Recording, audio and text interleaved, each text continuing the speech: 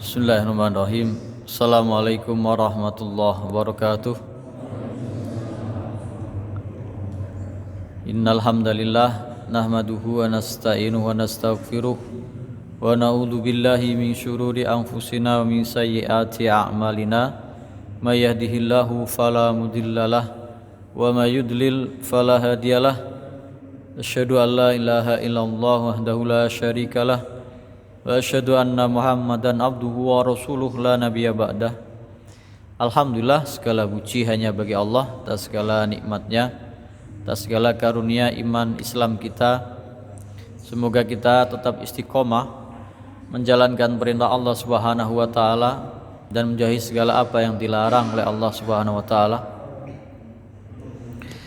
Semoga amal ibadah kita diterima di sisi Allah Subhanahu wa taala. Amin ya rabbal alamin. Salawat dan salam kita sampaikan kepada Nabi kita Muhammad sallallahu alaihi wasallam. Semoga kita termasuk umatnya yang kelak dicari, dicintai, dibanggakan, yang mendapat syafaatnya kelak di hari kiamat. Amin ya rabbal alamin. Alhamdulillah, kita melanjutkan pembahasan yang kemarin. Kita mengenal ada al-qalbu as-salim, qalbun salim, hati yang selamat, hati yang sehat, hati yang benih, hati yang jernih, hati yang bening, hati yang ikhlas beribadah kepada Allah Subhanahu wa taala, yang selamat dari syubhat dan syahwat, hati yang tunduk, yang ridha kepada ketentuan Allah Subhanahu wa taala. Maka inilah cita-cita kita, kembali kepada Allah Subhanahu wa taala dengan hati yang selamat. Kemudian yang kedua yaitu hati yang mati, yang keras, yang tidak bisa menerima nasihat, tidak bisa menerima kebenaran, tidak bisa melihat kebenaran. Ini adalah hatinya orang-orang yang kafir, yang tidak mau beriman kepada Allah Subhanahu wa taala. Kemudian kita membahas tentang ketiga, yaitu hati yang sakit, al-qalbu al-marid. Dia ada tanda-tanda kehidupan, tetapi ada tanda-tanda juga penyakitnya. Dia mempunyai kecintaan kepada Allah Subhanahu wa taala, punya keyakinan yang kuat kepada Allah Subhanahu wa taala, punya keikhlasan, punya sifat tawakal kepada Allah Subhanahu wa taala, tapi begitu juga dia masih tergoda dengan syahwat, masih tertipu dengan syubhat, masih ada perasaan dengki, iri hati, masih ada perasaan sombong, ujub, takabur. Kemudian merasa menang sendiri, merasa berkuasa, merasa cukup dirinya. Sebagaimana penyakit jasmani, penyakit hati ini ada yang ringan, ada yang berat. Kalau yang berat, maka akan semakin menjauhkan dirinya dari ketaatan kepada Allah Subhanahu wa taala. Kalau yang ringan, mungkin masih bisa diterapi, bisa diobati dengan mendekatkan diri kepada Allah Subhanahu wa taala, dengan menambah ilmu, menuntut ilmu, dengan banyak bergaul dengan orang-orang yang soleh, dengan mentadaburi ayat-ayat Al-Quran dan lain sebagainya. Nah, kita akan membahas hati yang sakit ini, atau baru kita kemarin membahas tentang di antara ciri-ciri orang yang ada penyakit dalam hatinya.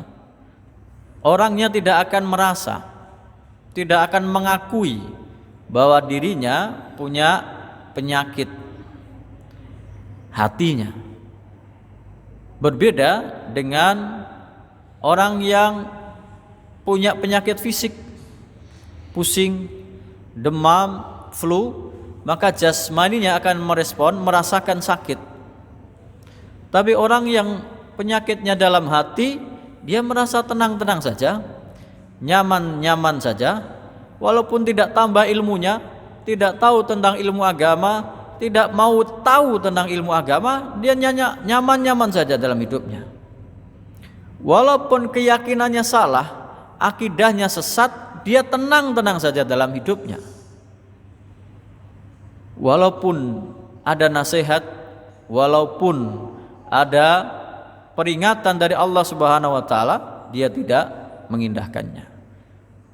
Tentu saja sesuai dengan kadar penyakitnya. Maka banyak ayat Al-Quran yang menunjukkan orang-orang yang punya penyakit dalam hatinya disandingkan atau bahkan diiringkan dengan sifat-sifat orang munafik. Kemarin kita baru membahas tentang awal dari surat Al-Baqarah. Surat Al-Baqarah ayat 1 sampai 5 membahas tentang ciri-ciri orang yang beriman. 5 ayat pembahasan tentang orang beriman, 5 ayat pertama dalam surat Al-Baqarah. 2 ayat berikutnya membahas tentang orang-orang kafir. Hanya 2 ayat saja. Orang kafir pembahasannya sederhana. Hanya 2 ayat saja, yaitu ayat yang ke-6 dan 7 dari surat Al-Baqarah. Allah Subhanahu wa taala berfirman, A'udzubillahi minasyaitonirrajim. Innal ladzina kafaru sawa'un 'alaihim a'andartahum am lam tundirhum fahum la yu'minun. Am lam tundirhum la yu'minun. Sesungguhnya orang-orang kafir itu sama saja bagi kalian. Kalian beri peringatan atau tidak beri peringatan, mereka tidak akan beriman. Khatamallahu ala qulubihim. Nah, itulah hatinya orang yang mati. Nah, orangnya hidup tapi hatinya mati. Khatamallahu ala qulubihim wa ala sam'ihim wa ala absarihim ghishawah wa lahum adzabun adzim. Allah sudah mengunci mati hatinya dan pendengarannya, dan Allah tutup penglihatannya. Allah memberikan penutup bagi penglihatannya, dan mereka mendapat adab yang sangat pedih. Sudah 2 ayat itu saja. Nah, tentang orang-orang yang munafik pembahasannya paling banyak, 13 ayat, dari ayat 8 sampai ayat 20 dalam surat Al-Baqarah. Tapi kita enggak membahas semuanya, kita hanya membahas tentang yang menunjukkan ada penyakit di dalam hati. Dari ayat 8, Allah Subhanahu wa taala berfirman, wa minan nasi may yaqulu amanna billahi wa bil yaumil akhir wa ma hum bimumin. Dan di antara manusia ada yang berkata saya beriman kepada Allah dan hari akhir, tetapi hakikatnya mereka tidak termasuk di dalam golongan orang beriman. Ini sifat-sifat orang munafik, mengatakan sesuatu tidak dalam hatinya,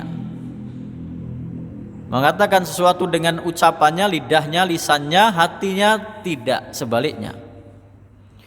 Kalau munafik nifaknya nifak i'tiqadi, endingnya akhirnya sama dengan orang kafir. Tapi kalau munafiknya sifat nifak amali, seperti dalam hadis ayatul munafik salah, tanda ciri orang munafik itu 3. Idza hadasa kadzaba, kalau berkata dusta. Wa idza tumina khana, idza wa'ada akhlafa, kalau dia berjanji mengingkari. Wa idza tumina khana, kalau dia diamanahi, dipercaya, dia khianat. Tapi kita tidak mengatakan orang yang pernah berdusta atau bahkan sering berdusta walaupun itu berbahaya, tidak dikatakan kita itu endingnya seperti orang munafik, seperti orang kafir, karena itu hanya sifat. Kita tidak tahu, tidak bisa memvonis yang ada dalam hatinya. Tapi kalau itu nifak i'tiqadi, keyakinan yang hatinya mengingkari kebenaran walaupun ucapannya beriman, mengimani Allah Subhanahu wa taala, mengucapkan syahadat, bahkan ikut sholat, bahkan puasa, maka hasil akhirnya adalah sama dengan orang kafir. Ayat 9-nya yukhadi'unallaha walladzina amanu wa ma yakhda'una illa anfusahum wa ma yash'urun. Mereka itu ingin menipu Allah dan Rasulnya. Kemarin saya ungkapkan, ada anak kecil saja yang ingin menipu orang tuanya itu nggak bakalan bisa.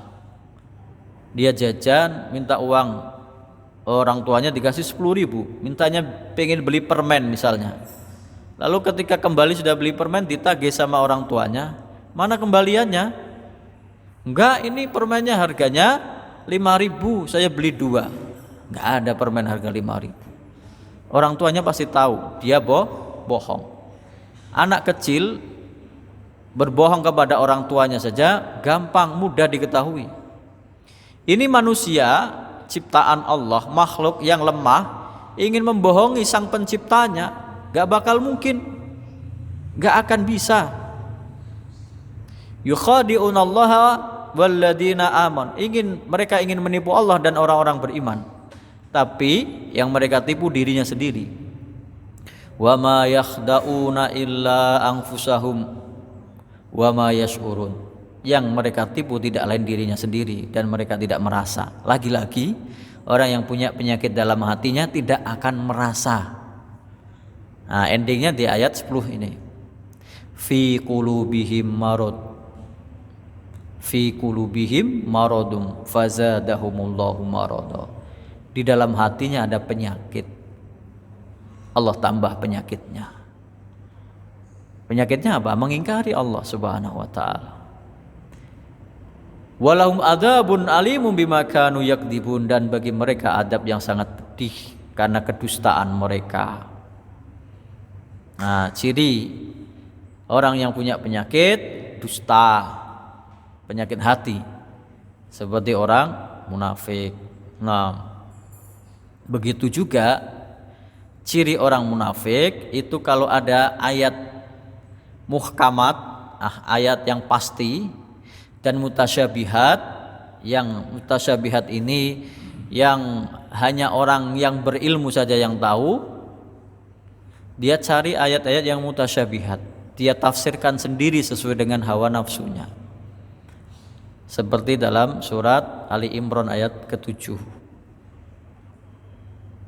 Huwallazi anzala 'alaikal kitaba minhu ayatum muhkamatun hunna ummul kitabi wa ukharu mutasyabihat.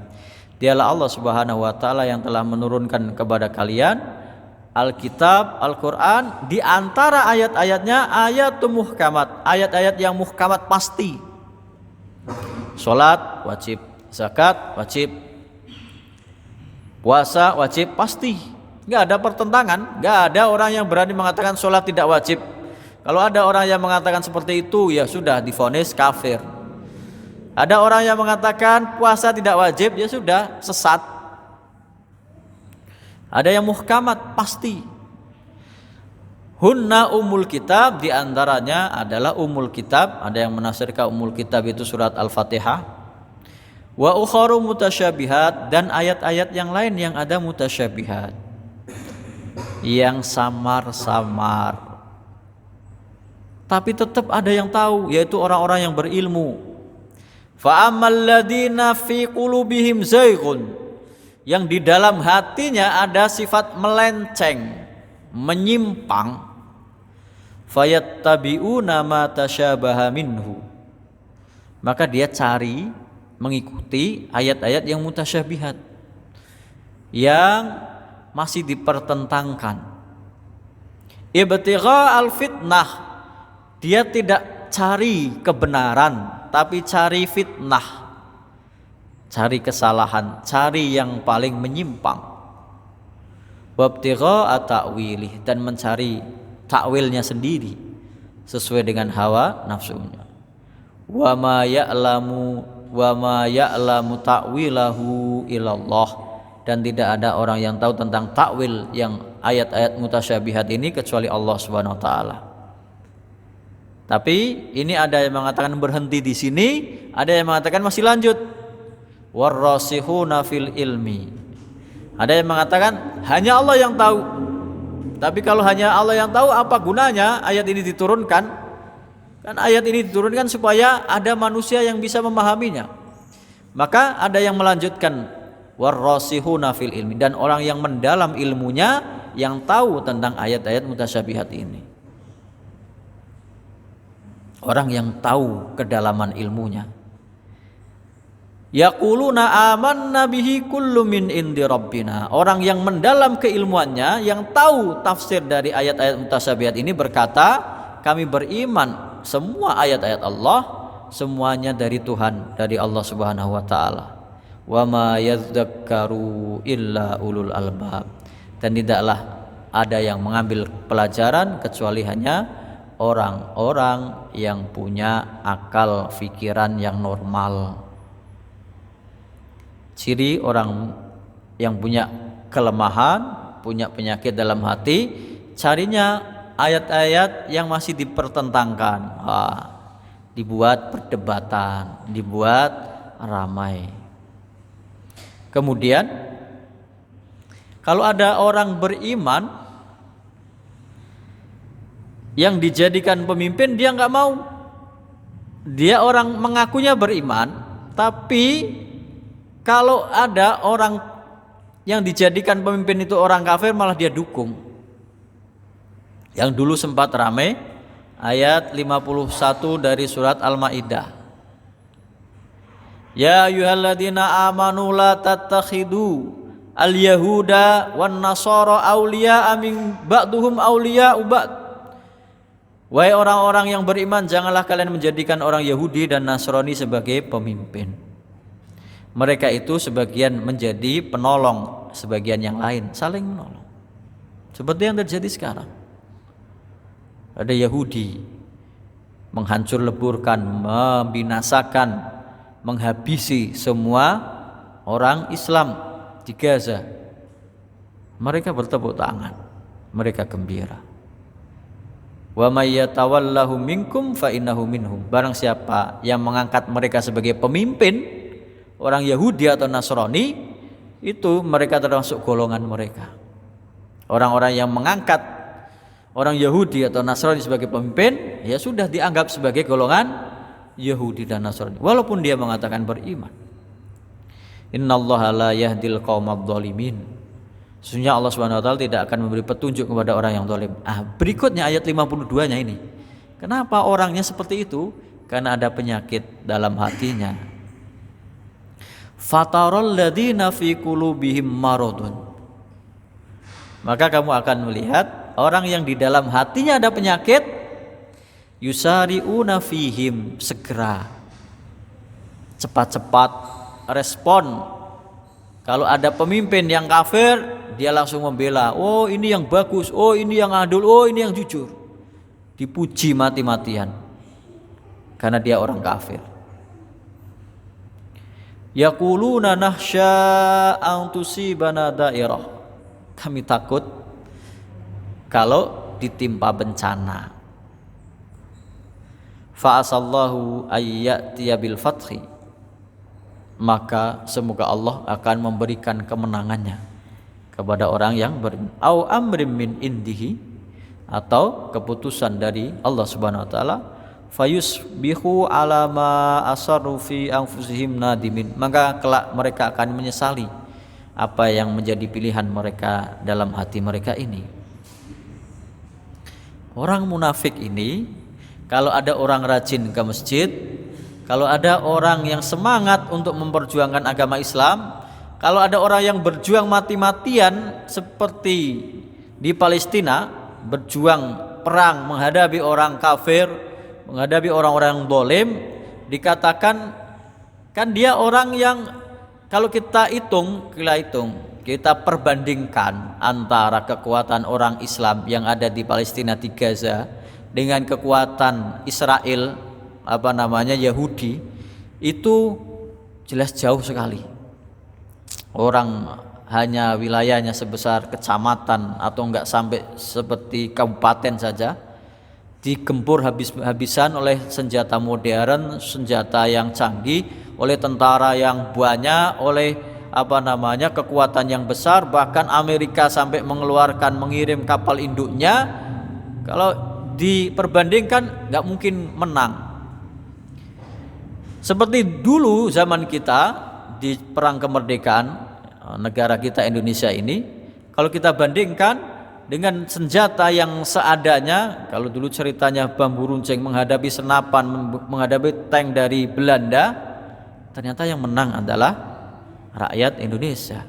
Nah, orang yang seperti ini, orang yang berjuang mati-matian dengan membela kebenaran, dengan pasukan seadanya, dengan persenjataan seadanya, dengan tekad yang kuat, dengan keyakinan yang kuat, kalau dilihat oleh orang munafik, dia akan berkata dalam surat Al-Anfal ayat 49, id yaqulul munafiquna walladzina fi qulubihim marad.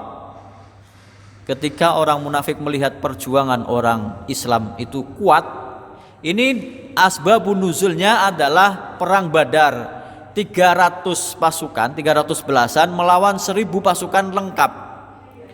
Maka orang munafik dan orang yang punya penyakit dalam hatinya mengatakan gharra haula'i dinuhum. Mereka ditipu oleh agamanya gara-gara keyakinan yang buta, taklid buta, mereka itu mati-matian padahal nggak mungkin menang. Perkataan orang munafik, gharra haula'i dinuhum, tertipu oleh agamanya. Ini dalam segala lini. Orang yang rajin ke masjid, itu disusahkan oleh agamanya. Makanya orang-orang komunis itu dulu mengatakan agama itu racun bagi pemeluknya. Kalau ada orang yang mau cari pendapatan yang halal, meninggalkan pekerjaannya yang haram, ada yang mungkin jadi artis, pengen hijrah, pengen tobat, ada yang pekerjaannya haram, jual alkohol misalnya, atau yang pekerjaannya riba, kemudian dia pindah cari pekerjaan yang halal dengan hasil seadanya. Komentarnya sama, mereka itu ditipu oleh agamanya, ditipu oleh ustadznya. Sudah enak-enak kerja, dapat uang banyak, kerjanya ringan, enteng, kok malah ditinggal cari yang susah, ditipu oleh agama. Itu komentar orang-orang munafik. Sudah ada sejak zaman dahulu. Berbeda dengan orang yang hatinya kuat, hatinya sehat, hatinya selamat, tawakal kepada Allah Subhanahu wa taala. Wa may yatawakkal 'alallahi fa innallaha azizun hakim. Barang siapa yang bertawakal kepada Allah, sesungguhnya Allah Subhanahu wa taala Maha perkasa, Maha bijaksana. Orang yang punya penyakit dalam hatinya ini pokoknya kita masih cari contoh seperti yang sekarang terjadi, yang ada di Palestina ini. Orang-orang munafik ini ketika ada peristiwa orang Islam itu dikepung habis-habisan oleh orang kafir, oleh musuhnya, mereka berkata dalam surat Al-Ahzab ayat 12, wa id yaqulul munafiquna walladzina fi qulubihim maradun ma wa'adanallahu wa rasuluhu illa ghurura. Dan ingatlah ketika orang-orang munafik dan orang yang hatinya ada penyakit ini berkata, ketika ini perang Ahzab, ini surat Al-Ahzab ayat 12, ketika penduduk Madinah itu cuma 3.000, itu dari anak kecil, nenek sampai kakek-kakek, termasuk di antara pasukan, semuanya dihitung nggak sampai 3.000 orang. Dikepung oleh 10.000 pasukan dengan senjata lengkap, perang pasukan Ahzab dari Mekah, orang kafir Quraisy dengan para kabilah-kabilah sekelilingnya, mengepung mengepung Madinah yang jumlahnya cuma 3.000 orang saja. Maka orang munafik berkata, wa id yaqulul munafiquna walladzina fi qulubihim marad. Ingatlah ketika orang munafik dan orang yang ada penyakit dalam hatinya berkata, ma wa'adanallahu wa rasuluhu illa ghurura. Janji Allah kita akan dimenangkan itu cuman tipu daya, tipuan belaka. Kamu berjuang mati-matian pengen menang, janji Allah pasti menang, itu ditipu. Itu kata orang munafik. Nabi Muhammad SAW karena ketika perang Ahzab ini, ketika ikut turun menggali parit ada satu batu besar, para sahabat nggak bisa memecahnya. Maka Nabi Muhammad SAW turun. Ini dalam keadaan paceklik, kekurangan makanan, sampai Nabi Muhammad SAW mengganjal perutnya dengan batu. Turun ke bawah, membawa kampaknya, beliungnya, memukulnya ke batu itu. Sekali pukulan terpecik seperti kilatan api. Kemudian Nabi bersabda, insya Allah kita akan menguasai Yaman.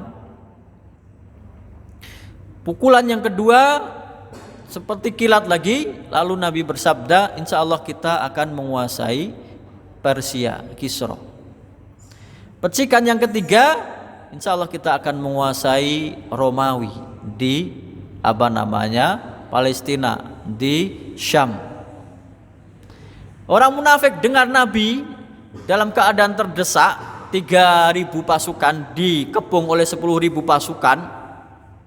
Lalu Nabi berkata, kita akan memenangkan Yaman, kita akan menguasai Persia, Iran, penyembah api, kita akan menguasai Romawi. Orang munafik mengatakan seperti ini. Oh, janji. Sesungguhnya apa yang dijanjikan oleh Allah dan Rasulnya itu tipu daya belaka, supaya kalian maju perang, supaya kalian susah payah, nanti paling mati celaka, mati sia-sia. Itu kata orang munafik, karena hatinya ada penyakit. Nah, orang yang hatinya ikhlas lillahi ta'ala, ketika dikepung dengan sedemikian, semakin tergencet, semakin terdesak, inilah yang dimiliki oleh orang-orang Palestina pejuang sekarang. Mereka seperti dalam surat Al-Ahzab, sama tadi ayat 12, ini ayat yang 22. Walamma ra'al mu'minunal ahzaba, ketika orang-orang beriman itu melihat pasukan Ahzab, pasukan sekutu yang 10.000 jumlahnya dengan kekuatan yang maksimal, senjata lengkap, perbekalan lengkap, mengepung kota Madinah. Qalu, orang-orang beriman berkata, hadza ma wa'adanallahu wa rasuluhu wa sadaqallahu wa rasuluhu. Inilah yang dijanjikan oleh Allah dan Rasulnya, dan sungguh benar apa yang dijanjikan oleh Allah dan Rasulnya. Wa ma zadahum illa imana wa taslima. Pasukan yang banyak itu, yang mengepung itu, kekuatan yang besar itu tidak menambah takut pasukan umat Islam, karena hatinya yang kuat. Illa imana wa taslima, yang bertambah ke dalam hatinya, tambah keimanan, tambah berserah diri kepada Allah Subhanahu wa taala. Inilah orang-orang yang yakin dan tingkat tawakalnya dari lubuk hatinya sangat kuat. Beda dengan orang yang punya penyakit dalam hatinya tadi. Kenapa sekarang generasi umat Islam kok lemah? Ini kan yang kita lihat sekarang. Nah, ini kita lihat sebaliknya. Kenapa ada satu wilayah Islam yang itu merupakan tanah suci umat Islam, Masjidil Aqsa ada di situ, bisa dikuasai dengan semena-mena oleh orang Yahudi, bisa ditindas dengan semaunya, bisa didolimi. Ya, seperti dulu hadis yang sering kita dengar, digambarkan umat Nabi Muhammad ini kelak akan seperti hidangan yang akan diperebutkan oleh orang-orang kafir di sekitarnya, akan dimakan oleh orang-orang yang rakus dan tidak bisa apa-apa. Maka sahabat bertanya, apakah ketika itu kita sedikit ya Rasulullah? Tidak, kalian banyak, tapi seperti buih di lautan, gak ada kekuatannya. Ya, kita sayangkan Palestina yang sekecil itu ditindas beramai-ramai oleh negara-negara yang kuat, oleh kekuatan yang besar, dijajah berpuluh tahun, itu sekitarnya kan negara Arab semua, negara Islam semua. Dan sampai sekarang tidak ada yang berani membantu secara terang-terangan resmi dari negaranya, membantu secara militer kepada orang-orang Palestina. Kenapa? Nah, maka di akhir hadis tadi, kenapa ya Rasulullah? Karena kalian ditimpa oleh wahan. Apa itu wahan? Cinta dunia dan takut mati. Nah, itulah penyakit hati.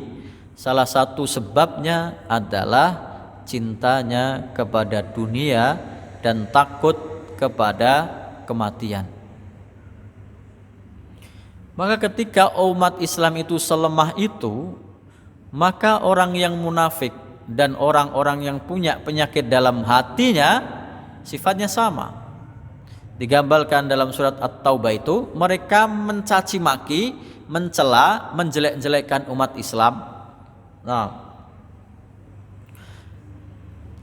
dalam surat At-Taubah dari ayat 64, yahdharul munafiquna an tunazzala alaihim suratun tunabbi'uhum bima fi qulubihim.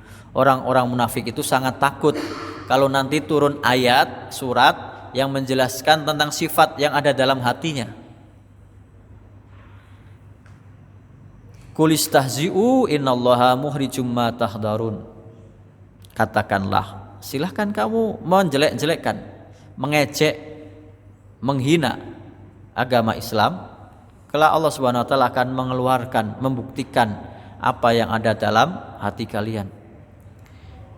Lalu mereka takut, orang munafik ini. Wala in sa'altahum, kalau kalian tanya kenapa mereka mencela, mencaci maki, mengejek, menghina, mempermainkan agama Islam, la yaqulunna innama kunna nakhudu wa nal'ab. Kami kan cuman main-main bercanda, kami enggak serius kok. Ketika mereka mengucapkan ucapan yang menghina umat Islam, mencaci maki syariat Islam, menjelek-jelekkan orang Islam, menjelek-jelekkan bahkan menghina Nabi Muhammad SAW, ketika ditanya, innama kunna nakhudu wa nal'ab, kami cuman bermain-main bercanda, kami kan enggak serius. Nah, ini diantara ada yang mengatakan dosa yang enggak ada tobatnya ini. Qul abillahi wa ayatihi wa rasulihi kuntum tastahzi'un. Katakanlah, apakah dengan ayat-ayat Allah dan Rasulnya, dan apakah dengan Allah, keagungan Allah dan ayat-ayatnya dan Rasulnya kalian jadikan hinaan, bercanda, kalian lecehkan. La ta'tadiru qad kafartum ba'da imanikum. Enggak usah kalian bikin alasan. Alasannya kami kan cuma bercanda, kami main-main. La ta'tadiru qad kafartum. Kalian enggak usah pakai udzur lagi. Enggak ada alasan lagi. Kalian sudah kafir setelah kalian tadinya beriman. Orang munafik ini sifatnya suka menjelek-jelekkan syariat Islam itu sendiri. Ketika ditanya, ya kan kami cuma bercanda, enggak serius, kami cuma main-main. Apakah dengan syariat Allah, dengan ayat-ayat Allah, dengan Nabi Muhammad SAW kalian jadikan bahan bercandaan? Enggak usah pakai alasan lagi, kalian sudah kafir setelah kalian beriman. Ini apa namanya? Tentang orang yang punya penyakit dalam hatinya. Kita bahas di antara tadi sebab orang itu apa namanya punya penyakit dalam hatinya adalah karena cinta dunia, maka jadi lemah, tidak kuat tawakal kepada Allah Subhanahu wa taala. Memang sejatinya manusia ini diciptakan oleh Allah Subhanahu wa taala mempunyai sifat suka syahwat, suka kesenangan, suka dunia. Dalam surat Ali Imran disebutkan ayat dari 14, zuyyina linnas hubbus syahawat minan nisa'i wal banin wal qanatiril muqantarati minad dhahabi wal fiddah wal khailil musawwamati wal an'ami wal hars Dzalika mataul hayatid dunya. Dihiasi bagi manusia itu cinta syahwat. Apa saja? Perempuan, anak, harta benda, emas dan perak, tunggangan yang bagus. Kalau zaman sekarang mobil, kendaraan, wal an'am binatang ternak, wal hars tanah, ladang, sawah ladang, pertanian. Semua kekayaan dunia. Dzalika mataul hayatid dunya. Itu dijadikan cinta, nalurinya, syahwatnya, nafsunya ke situ. Dzalika mataul hayatid dunya. Itulah kesenangan dunia. Wallahu indahu husnul ma'ab. Dan Allah di sisinya lah tempat kembali yang baik. Allah Subhanahu wa taala menggambarkan dalam ayat-ayat di dalam Al-Quran ini tentang dunia ini seakan-akan kita itu nggak tahu, seakan-akan kita walaupun manusia ini hidup sudah ribuan tahun di dunia ini nggak kenal dunia sejatinya. Maka dalam surat Al-Hadid ayat 20 Allah Subhanahu wa taala berfirman, I'lamu annamal hayatud dunya, I'lamu annamal hayatud dunya. Ketahuilah sesungguhnya kehidupan dunia seakan-akan kalian dulu nggak tahu. Selama kalian hidup ribuan tahun itu nggak kenal dunia, nggak kenal sejatinya, hakikatnya. Maka i'lamu annamal hayatud dunya. Ketahuilah bahwasanya kehidupan dunia itu tidak lain adalah laibun, main-main, walahwun, hanya cara yang melalaikan, kesenangan yang melalaikan, wazina dan perhiasan, wa tafakhurum bainakum, saling berbangga-bangga di antara kalian, wa takatsurum fil amwali wal aulad, berbanyak-banyakan dalam harta dan anak-anak.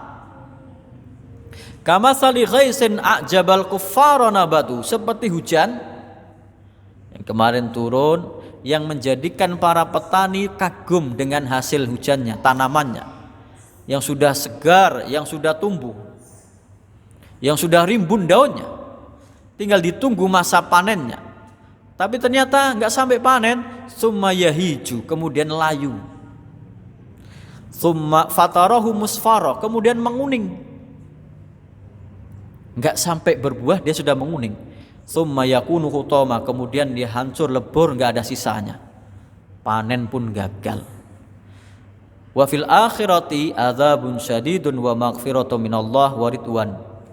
Di akhirat orang yang ketipu dengan dunia ini dapat adab yang pedih, sedangkan orang yang selamat dari dunia ini dapat ampunan dari Allah Subhanahu wa taala dan keridhaannya. Wa mal hayatud dunya illa mataul ghurur. Dan kehidupan dunia tidak lain hanya kesenangan yang menipu. Ini diurutkan. Innamal hayatud dunya laibun. Ini masih anak-anak, sukanya main-main. Sayangnya sampai gede, sampai tua, bahkan pemerintah ini dalam pendidikan malah memasukkan program mainan game online ini ke dalam kurikulum, dilombakan. Maka kita dapati sampai tua pun kerjaannya main. Dan sayangnya ada yang bayarannya paling tinggi, ada orang itu bayarannya miliaran per bulan hanya untuk main game online. Main-main aja dunia itu. Walahun, cari kesenangan sesuai dengan kelasnya. Yang kelasnya punya pabrik, punya tambang, punya pesawat pribadi, charter liburan ke luar negeri, ke pulau pribadi. Kalau yang cuman kelas di bawahnya mungkin booking hotel, cari kesenangan, cari kemaksiatan. Yang di bawahnya lagi mungkin ke klub malam, narkoba. Bawahnya lagi ke karaoke. Bawahnya lagi yang nggak punya kelasnya yang kita dapati sekarang, nongkrong di angkringan, cari kesenangan yang melalaikan. Lahun, laibun walahun, wazinah, cari hiasan. Pengen bajunya yang paling bagus, pengen rumahnya paling bagus, pengen mobilnya paling bagus, pengen dia banggakan dengan perhiasannya. Ini meningkat, sudah mapan, berhias, menonjolkan. Wa tafakhurum bainakum, sudah tua, sudah mapan, berbangga-bangga di antara kalian. Oh, anak saya sudah sukses semua. Oh, pabrik saya sudah banyak. Oh, saya jabatannya sudah tinggi. Oh, saya sudah punya tabungan yang banyak. Wa takasurum fil amwali wal aulad. Ketika sudah tua lagi, berlomba-lomba, berbanyak-banyakan dalam harta dan anak-anak. Maka yang dibanggakan, oh itu anak saya sudah sukses semua. Oh ini pabrik saya sudah banyak. Oh ini sawah saya sudah banyak. Tadi seperti hujan yang turun, kemudian tumbuh, sudah enak, sudah nyaman, tenang, tapi kemudian nggak sampai berbuah. Makanya Nabi Muhammad SAW menggambarkan kehidupan dunia ini. Nasihatnya kepada Abdullah bin Umar, Nabi Muhammad SAW bersabda, kun fid dunya ka'annaka gharibun aw abiru sabil. Jadilah engkau hidup di dunia ini seperti orang asing atau orang yang lewat dari perjalanan, bukan menetap. Orang yang hanya sekedar lewat, gak mungkin dia bangun rumah megah mewah, karena dia tahu dia akan meninggalkannya. Orang yang sekedar numpang lewat, gak bakalan dia belanja macam-macam memperkaya diri, membuat apa di situ, karena dia tahu akan dibawa semuanya, ditinggal. Maka yang dia persiapkan adalah akhiratnya. Yang dia persiapkan adalah bekal untuk perjalanan akhirat. Maka hati yang selamat ini hati yang berpaling. Bukan berarti kita tidak boleh cari kesenangan, bahkan boleh, cuman jangan tertipu. Qul man harrama zinatallahi allati akhraja li ibadihi wat thayyibati minar rizq. Katakanlah, siapa yang mengharamkan perhiasan dari Allah dan rizki kepada hambanya, dan rizki yang baik yang diberikan oleh Allah Subhanahu wa taala. Enggak ada yang haram, boleh, kaya boleh. Qul hiya lil ladzina amanu fil hayatid dunya khalisatan yaumal qiyamah. Katakanlah, ini semua rizki yang baik itu bagi hamba-hamba yang beriman di dunia, dan khusus lagi di akhirat bagi orang beriman kelak di hari kiamat. Kadzalika nufassilul ayati liqaumi ya'lamun. Demikianlah kami rinci, kami jelaskan ayat-ayat kami kepada orang-orang yang mengetahui. Lalu orang yang mendapat dunia ini bagaimana keharusannya? Maka jangan seperti orang kafir. Kalau orang kafir gambarannya dalam surat Muhammad ayat 12. Innallaha yudkhilul ladina amanu wa amilus solihati jannatin tajri min tahtihal anhar. Sesungguhnya Allah Subhanahu wa taala memasukkan orang-orang yang beriman dan beramal soleh surga yang mengalir sungai-sungai di bawahnya. Orang kafir bagaimana? Walladina kafaru yatamatta'una wa ya'kuluna kama ta'kulul an'am wan naru maswalahu. Sedangkan orang kafir itu bersenang-senang dan makan, menikmati dunia ini kama ta'kulul an'am, seperti binatang makan. Sayangnya wan naru maswalau, neraka tempat kembalinya. Semoga Allah Subhanahu wa taala memberikan kita hidayah, petunjuk untuk tidak tertipu dengan kehidupan dunia ini, membersihkan hati kita dari kesenangan, dari tipu daya dunia, mengikhlaskan ibadah kepada Allah Subhanahu wa taala. Kita tutup dengan doa kafaratul majelis. Subhanakallahumma wa bihamdika asyhadu an la ilaha illa anta astaghfiruka wa atubu ilaik. Assalamualaikum warahmatullahi wabarakatuh.